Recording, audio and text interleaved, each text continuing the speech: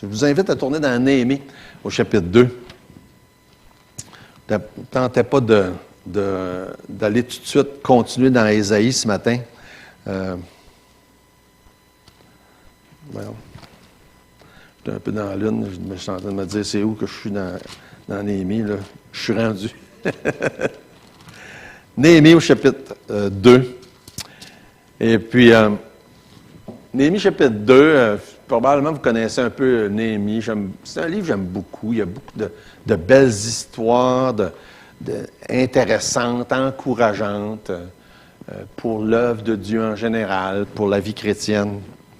Et puis, on va se concentrer, entre autres, sur le verset 18, là, dans le chapitre 2. Ça dit « Je leur racontai comment la bonne main de mon Dieu avait été sur moi, et quelles paroles le roi m'avait adressées.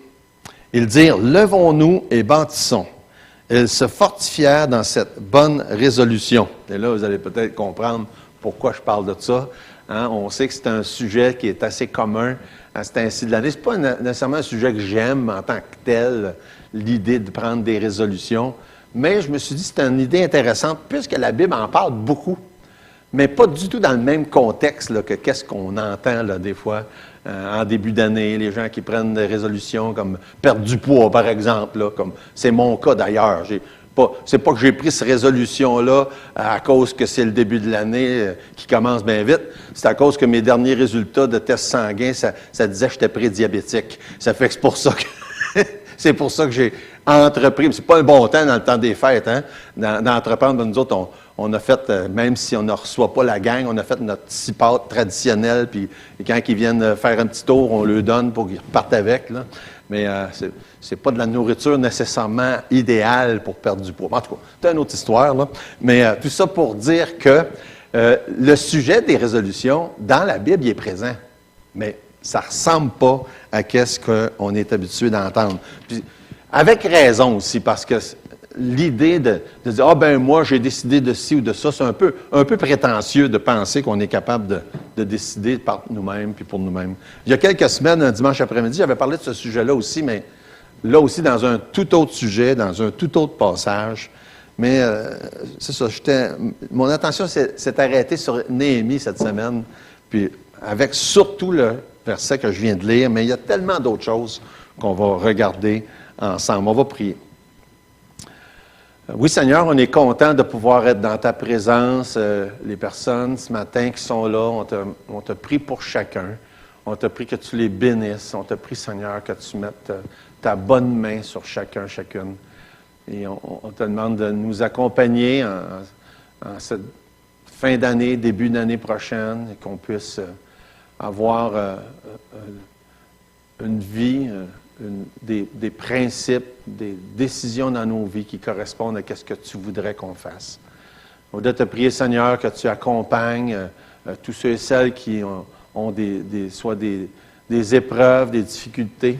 On voudrait te prier, Seigneur, que tu pourvoies aux besoins de chacun. On pense en particulier à Carmen ce matin. On prie pour son prompt rétablissement. On prie pour Marcel. On te prie pour chacun d'eux. On te prie pour les autres qui ont des problèmes de santé. Je sais qu'il y en a plusieurs. Et Seigneur, on voudrait te demander que tu puisses accompagner tout spécialement ceux qui souffrent. On te prie de bénir le restant de cette journée. C'est dans le nom de Jésus qu'on te prie. Amen.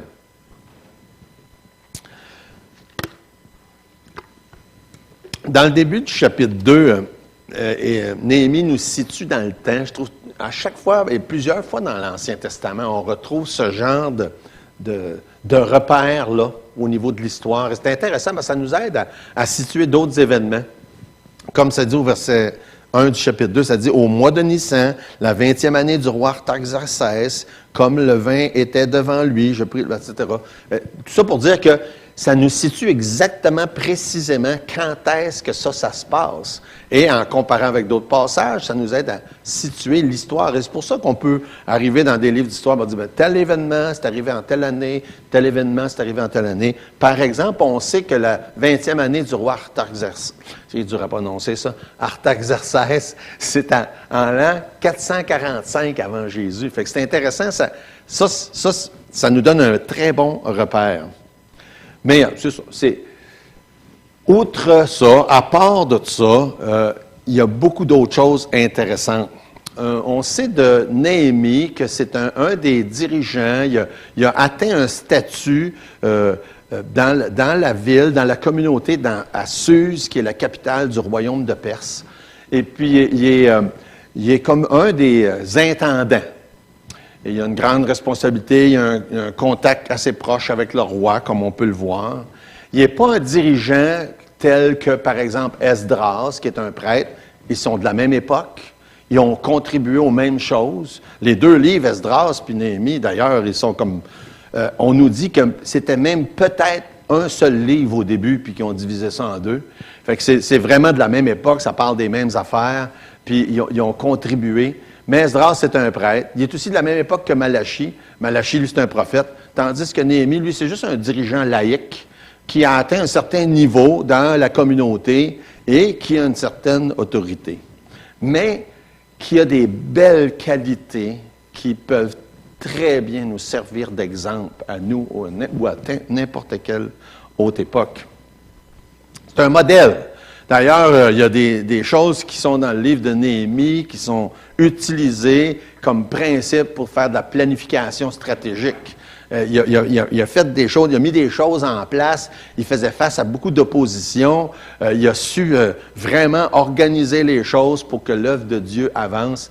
Et justement, au travers de la mission Baptism Mission, je ne me souviens plus en quelle année, ça doit faire 10-12 ans de ça, l'ancien président qui vient de décéder, il était en charge de la planification stratégique où ils ont vraiment restructuré plein de choses pour planifier, pour mieux se préparer pour l'avenir.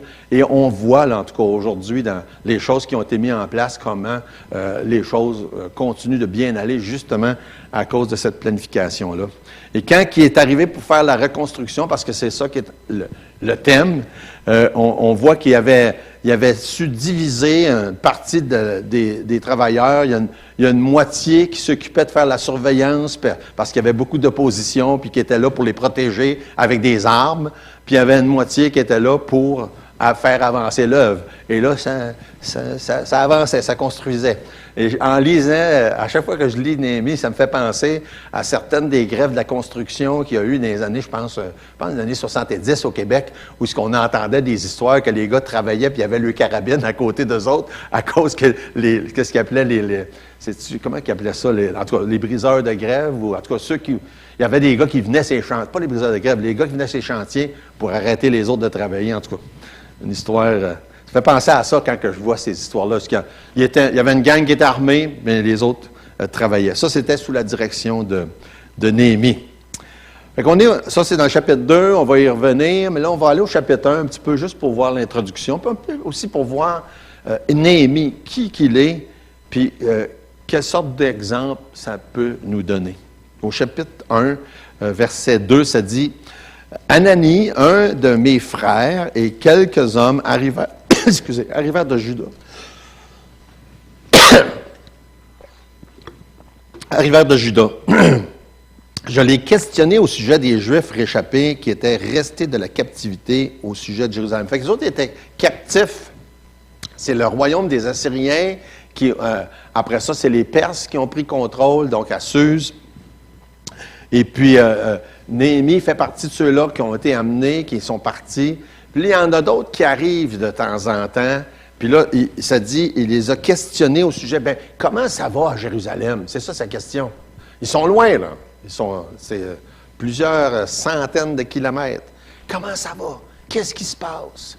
Et on voit par le questionnement, puis par sa réponse à Néhémie, face à ce qu'il entend, son cœur. Il y a vraiment un désir de savoir, puis il y a de l'empathie pour qu'est-ce qui se passe avec le reste des Juifs qui sont restés à Jérusalem et pour ce qui se passe aussi avec la ville.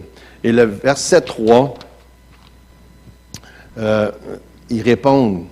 Ils me répondirent, ceux qui sont restés de la captivité sont là dans la province, au comble du malheur et de l'opprobre, les murailles de Jérusalem sont en ruine et ses portes sont consumées par le feu. Et pour nous, c'est peut-être pas aussi significatif, mais l'idée que Jérusalem, puis que la muraille, puis que les portes soient brûlées, c'était d'une très, très, très grande importance pour les Juifs. La ville, et on peut le voir quand on lit plusieurs des prophètes. Par exemple, je pense à Daniel chapitre 9, où est-ce qu'il est question, la super belle prophétie de l'avenir, où est-ce qu'il est question, ça nous dit au début, bien, ça concerne Jérusalem, ça concerne la ville, et ça a toujours été important, puis ça l'est encore, là. La ville, dans les prières des Juifs, c'est toujours encore quelque chose d'important. Jérusalem, la ville de Dieu, la ville du Messie, et ça reste encore quelque chose de significatif. Fait que c'est pas étonnant que ça fait partie des choses qui le concernent. Et qu'est-ce qui s'est dit au verset suivant? Quand il a entendu dire comment la désolation qu'il y avait à Jérusalem, qu'est-ce que Néhémie fait? Il prie. Il jeûne, puis il prie. Et c'est quelque chose que j'aime beaucoup, moi, lire des prières dans la Bible. Il y a beaucoup de belles prières dans la Bible. Il y en a dans toutes sortes de passages. Et ça, c'en est une. Il y en a un autre au chapitre 9 dans Néhémie. Mais on voit dans les prières des personnes le cœur des personnes. Et là, on voit dans la prière de Néhémie quelle sorte de personne qui est Néhémie. Et il prie vraiment, on voit qu'il déverse son cœur. Et j'aimerais ça lire justement la prière de Néhémie pour que vous puissiez le constater avec moi. Lorsque j'entendis ces choses, verset 4, je m'assis, je pleurai, je fus plusieurs jours dans la désolation, je jeûnai, je priais devant le Dieu des cieux. Bon, juste ça, là. Hein? Il est désolé, il est triste, il pleure à cause de quoi? Parce qu'il a mal en quelque part? Non. Non, pas à cause de lui, à cause de ce qui se passe avec la ville de Dieu, avec Jérusalem. Et ça l'a tellement affecté. Et on voit dans sa prière son humilité, comment est-ce qu'il se voit lui. C'est visible aux yeux de tout le monde quand on lit ça. Je dis, ô Éternel, verset 5, Dieu des cieux, Dieu grand, redoutable, toi qui gardes ton alliance, qui fais miséricorde à ceux qui t'aiment, qui observent tes commandements, que ton oreille soit attentive, que tes yeux soient ouverts. Écoute la prière que ton serviteur t'adresse en ce moment, jour et nuit, pour tes serviteurs, les enfants d'Israël, en confessant les péchés des enfants d'Israël, nos péchés contre toi, car moi et la maison de mon Père, nous avons péché, nous t'avons offensé. Nous n'avons point observé les commandements, les lois et les ordonnances que tu prescrivais à Moïse, ton serviteur. Souviens-toi de cette parole que tu donnas ordre à Moïse, ton serviteur, de prononcer. Lorsque vous pécherez, je vous disperserai parmi les peuples. Mais si vous revenez à moi, si vous observez mes commandements et les mettez en pratique, alors quand vous seriez exilés à l'extrémité du ciel, de là je vous rassemblerai, je vous ramènerai dans le lieu que j'ai choisi pour y faire résider mon nom. Ils sont tes serviteurs et ton peuple que tu as racheté par la grande puissance de ta main forte. Ah Seigneur, que ton oreille soit attentive à la prière de ton serviteur et à la prière de tes serviteurs qui veulent craindre ton nom. Donne aujourd'hui du succès à ton serviteur, fais-lui trouver grâce devant cet homme. J'étais alors échanson du roi. Évidemment, quand il parle devant cet homme, il parle du roi. Parce qu'il s'apprête à aller devant le roi pour lui demander la permission d'aller à Jérusalem. Et il y a quelque chose dans cette prière-là qui nous instruit beaucoup sur quelle sorte de prière, quelle sorte de cœur Dieu s'attend de nous autres. Un cœur humble, un cœur qui reconnaît ses fautes. Il dit, « Ah, Seigneur, ton peuple a péché. » Mais il ne dit pas juste « les autres ont péché ».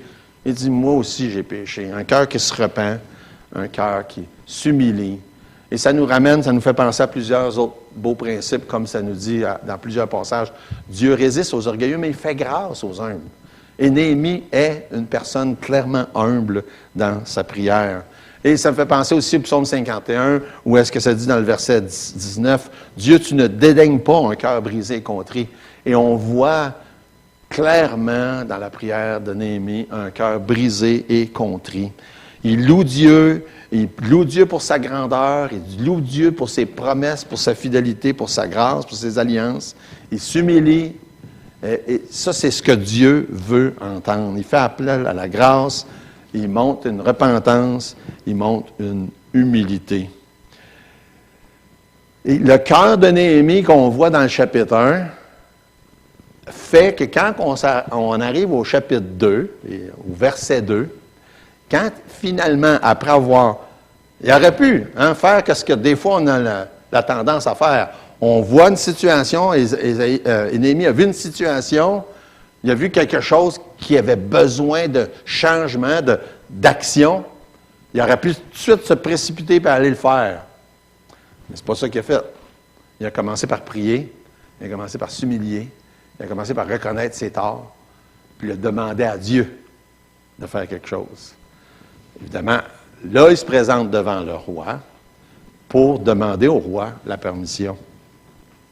Mais avant de demander la permission, un détail important qu'on regarde au chapitre 2 de Néhémie, verset 2, c'est que ça paraît ça paraît dans sa face.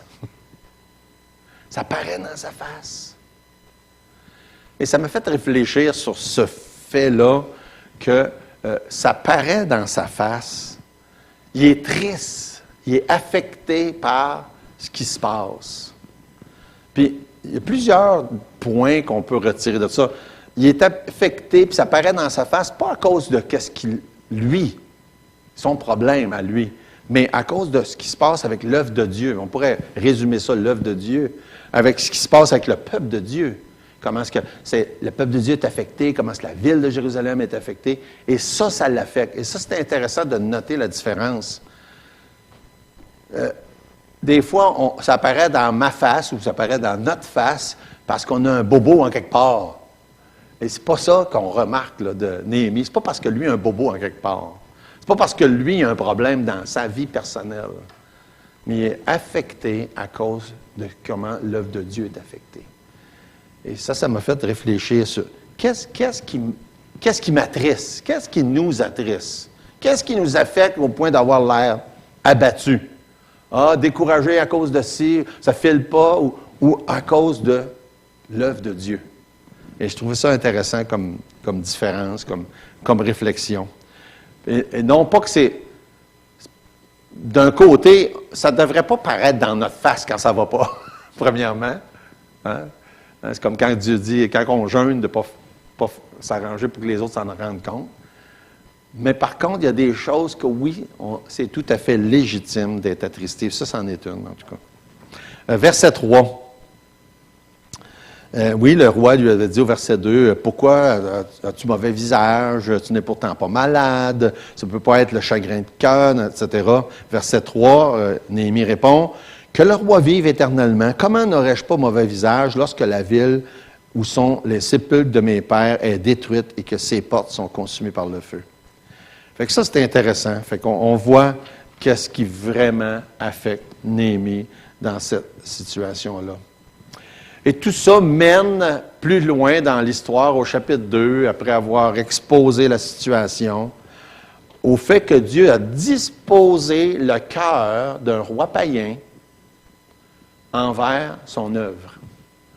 Parce que, premièrement, Néhémie s'est humilié, puis parce que Néhémie n'avait aucune prétention, puis parce que Néhémie a demandé à Dieu d'intervenir. Et ça fait penser à qu'est-ce que Paul nous dit dans Romains 13, de prier pour nos autorités, par exemple.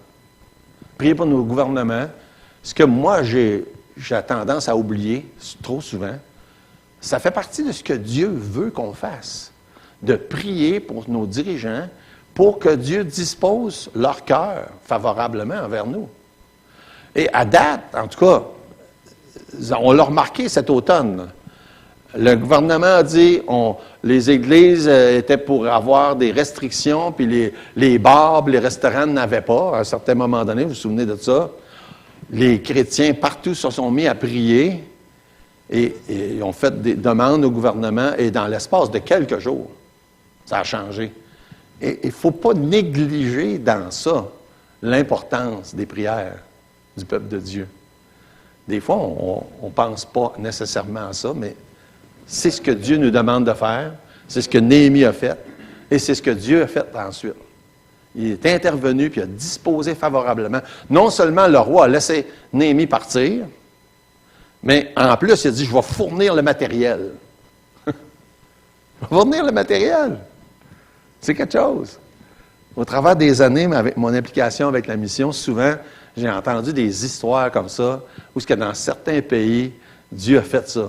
Où ce que Dieu a disposé le cœur favorablement des autorités pour qu'ils, non seulement laissent faire, autorisent, mais en plus fournissent aux chrétiens les moyens. On ne s'attend pas. On ne dépend pas du gouvernement pour qu'il nous fournisse rien en passant. C'est pas ça. Mais Dieu peut décider, s'il veut, de disposer leur cœur. Un exemple de ça, moi, que j'en parle des fois, qu'on devrait se rappeler le simple fait qu'on a les exemptions de taxes sur les églises au Québec. C'est comme si le gouvernement nous donnait de l'argent. Et le fait qu'il nous donne on déduit dans nos revenus les offrandes qu'on donne, c'est la même chose. Dieu a permis ça. Combien de temps, on ne sait pas, mais pour l'instant, ça dure encore. C'est Dieu qui a disposé les autorités en notre faveur pour que ça fonctionne comme ça au moment où on se parle. Encore là, quand je dis ça, je me dis, je ne sais pas combien de temps ça va durer, mais on prend des fois ça pour acquis. Ça ne devrait pas. C'est vraiment comme si le gouvernement nous donnait de l'argent. Littéralement, c'est ça qui se passe. En tout cas, tout ça pour dire que Dieu, au travers des années, a fait ça à plusieurs reprises. Et ça en est un bel exemple. On se retrouve au verset 17, parce que là, on ne lit pas toute l'histoire au complet. Après que le cœur du roi a été disposé favorablement envers la mission de Néhémie, Néhémie part, puis s'en va. Et rendu au verset 17, ça dit, « Je leur dis alors, vous voyez le malheureux état où nous sommes. Jérusalem est détruite, ses portes sont consumées par le feu. Venez, rebâtissons la muraille de Jérusalem, et nous ne serons plus dans l'opprobre. » Et je leur racontai comment la bonne main de mon Dieu avait été sur moi, et quelles paroles le roi m'avait adressées. Hein? Néhémie les a comptés, il dit, regardez, là, Dieu a répondu, Dieu a disposé le cœur du roi, comment est-ce que ça s'est passé? Il a tout raconté ça. Et puis là, ils dirent, levons-nous, bâtissons. Ils se fortifièrent dans cette bonne résolution. Ils ont pris la résolution une ferme décision de faire qu'est-ce que Dieu leur avait donné comme mission de faire. Et ça, c'est un bel exemple, c'est un bon principe, c'est une bonne application pour chacun de nous aujourd'hui. Quand on constate quelque chose qu'il y a à faire, quand on constate un manquement quelconque dans ce qui a besoin d'être fait pour Dieu, eh bien, il faut prendre la bonne résolution de le faire, tout simplement. Une ferme décision, c'est ce que ça veut dire. Prendre la résolution, ça change. C'est une chose de constater.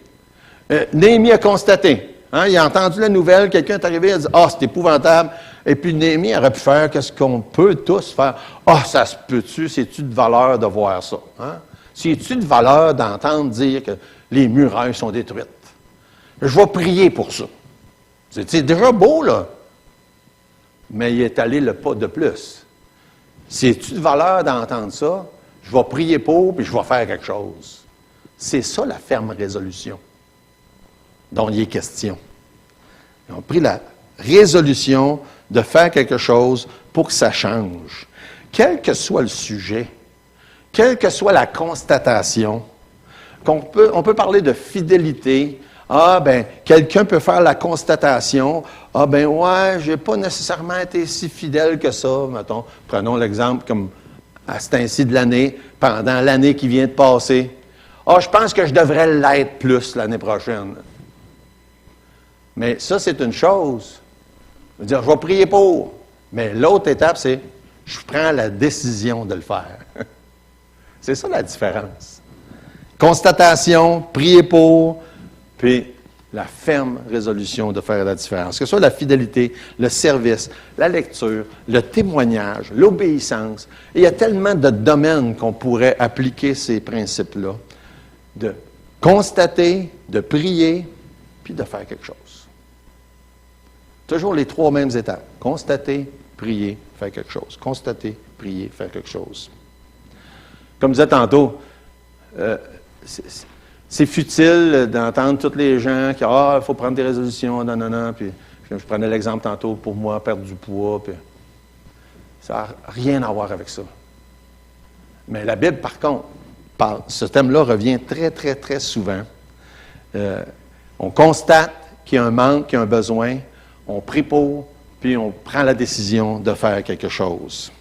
Puis le mot résolution dans la Bible, ça veut dire une ferme décision. C'est tout simplement ça. Puis ça revient très, très souvent. On le voit dans plusieurs passages, dans l'Ancien Testament, dans le Nouveau Testament. Mais des fois, on ne réalise pas que c'est de ça que ça parle. Zacharie, chapitre 1, verset 6. « Cependant, mes paroles et les ordres que j'avais donnés à mes serviteurs, les prophètes, n'ont-ils pas atteint vos pères? Ils se sont retournés. Ils ont dit, « L'Éternel des armées nous a traités comme il avait résolu de le faire. » Dieu a fait des résolutions. Hein? Il a résolu qu'il allait faire ci ou ça. Vers Lamentation 2, 17, « L'Éternel a exécuté ce qu'il avait résolu. » Donc, ça revient plusieurs fois. Dieu est souverain. Dieu, quand il décide quelque chose, c'est sûr qu'il l'accomplit. Okay?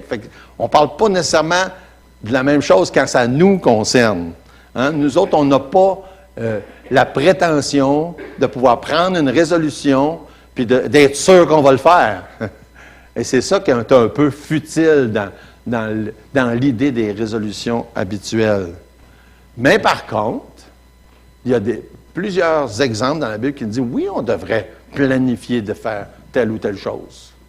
On ne sait pas qu'est-ce que demain va nous enfanter, on ne sait pas qu'est-ce qui va arriver. Dieu est souverain, puis on sait que c'est Dieu qui va permettre ou pas que ça se passe.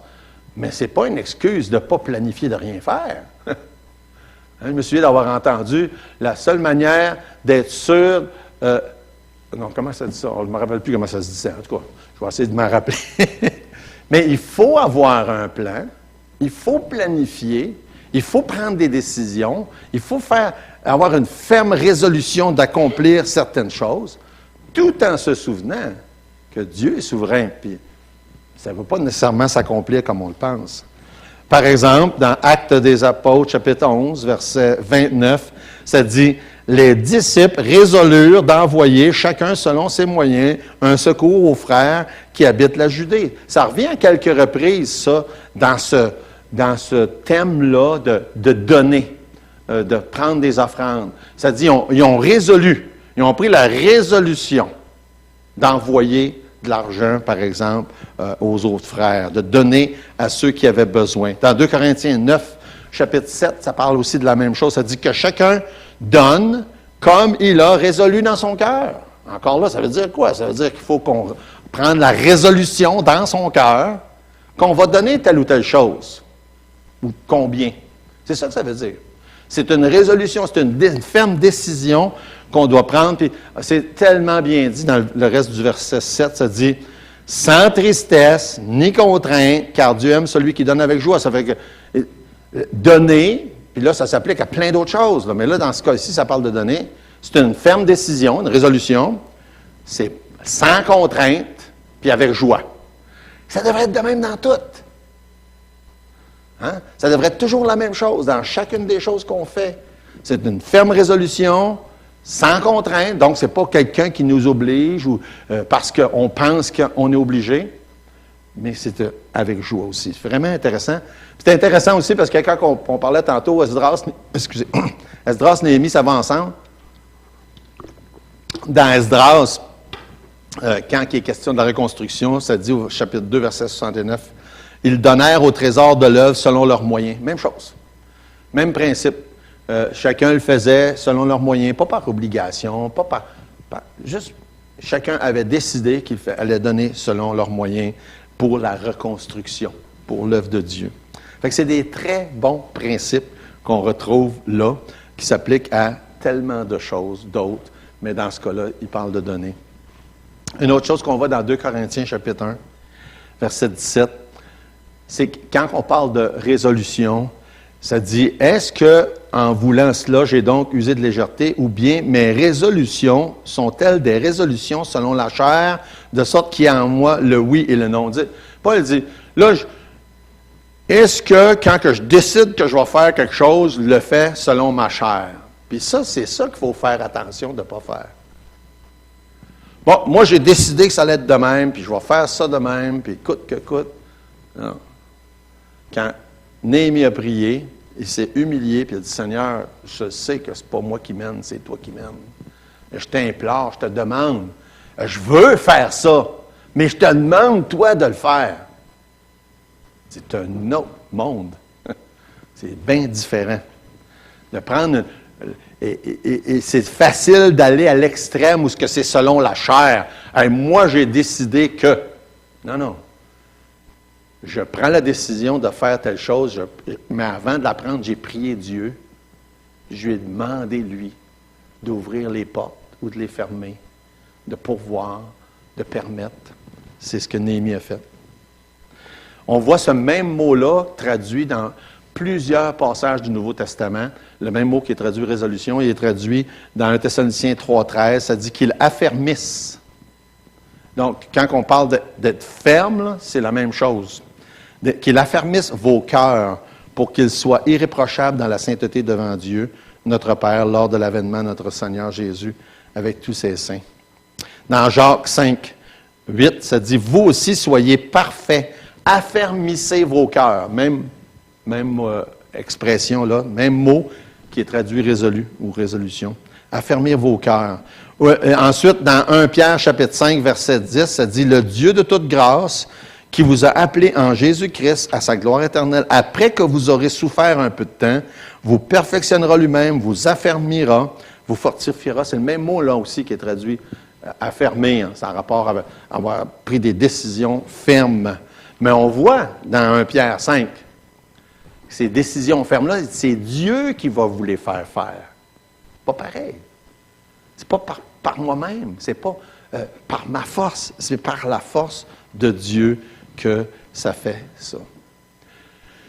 Non seulement Dieu s'attend à ce qu'on soit résolu, qu'on ait des décisions fermes en ce qui concerne notre vie chrétienne, en ce qui concerne Dieu dans nos vies, mais de l'autre côté, il haït quand on ne l'est pas ferme. Ça revient en plusieurs passages. Par exemple, dans Apocalypse chapitre 3, quand il parle de l'Église de Laodicée, qu'est-ce que ça dit que Jésus n'aime pas de l'Église de Laodicée? Ils sont... Ils sont vacillants, ils sont mous, ils sont ni froids, ni bouillants, ils sont tièdes, ils sont pas fermes. C'est ça qu'ils n'aiment pas. Ni chaud, ni froid.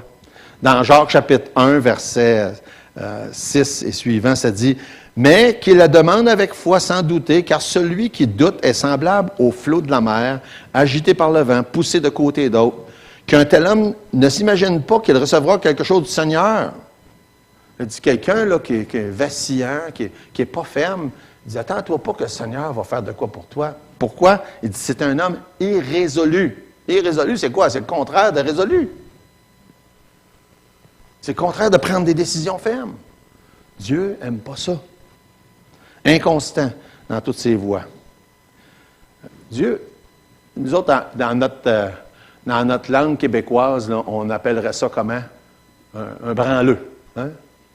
C'est quand j'ai un correcteur dans mon ordinateur, puis ça me dit que c'est pas un bon mot. C'est en rouge. Mais en tout cas, vous savez ce que ça veut dire? Un branleux. Dieu ne veut pas des branleux. Il veut des gens qui prennent des décisions fermes, qui disent, oui, on voit quelque chose, on sait qu'est-ce que Dieu veut pour nous, puis on dit, oui, c'est ça que Dieu veut, je vais prier, demander à Dieu, mais je vais le faire. C'est ça que Dieu veut. Dieu n'aime pas les gens ni chauds ni froids, instables, nonchalants. Quelqu'un dit, moi, il ne faut pas être trop zélé, il ne faut pas trop en faire. Là. Non, Dieu veut des gens qui disent, oui, c'est ça que tu veux, Seigneur, je vais le faire. C'est ça que tu veux, je vais le faire. Tant que tu vas me donner la force de le faire, je vais le faire. Jacques chapitre 4, je ne vais pas tout lire, mais verset 1, « D'où viennent les luttes, d'où viennent les querelles parmi vous, n'est-ce pas vos passions qui combattent dans vos membres? » Verset 5, « Croyez-vous que l'Écriture parle en vain? C'est avec jalousie que Dieu chérit l'Esprit qui le fait habiter en nous. Il accorde au contraire une grâce plus excellente. C'est pourquoi l'Écriture dit, « Dieu résiste aux orgueilleux, mais il fait grâce aux humbles. » Puis après ça, ça dit, soumettez-vous, verset 7, « Résistez Approchez-vous, verset 8, de Dieu, il s'approchera de vous. Nettoyez vos mains, pécheurs, purifiez vos cœurs, hommes irrésolus. Hein? Si ça serait aujourd'hui, Dieu dirait, eh bien, approchez-vous, nettoyez vos mains, soyez pas des branleux. C'est ça que ça veut dire. Soyez fermes pour Dieu, pour sa cause. Tenez-vous debout. N'ayez pas peur d'être différent du reste du monde autour. C'est comme ça. Vous voyez, comme Néhémie a vu quelque chose, il a dit, bien, ça faudrait que ça change. Il a prié Dieu, puis il a décidé de faire quelque chose. Et on peut faire la même chose dans plein de domaines dans sa propre vie, chacun de nous. Dire, ouais, mais il y a telle chose qui ne correspond pas à ce que Dieu voudrait. Que ce soit prière, lecture, service, générosité, etc. Prier, Seigneur, dire, bien, je vais prendre la décision de faire quelque chose. Et notre résolution, à chacun de nous individuellement, pour quoi que ce soit dans notre vie, peut et va devenir un encouragement pour les autres. Et c'est ce qui s'est passé avec Néhémie. Sa résolution, lui, a eu un impact dans des milliers de personnes qui ont été encouragées et qui, eux, à leur tour, ont été résolus de faire quelque chose pour la gloire de Dieu et à sa louange.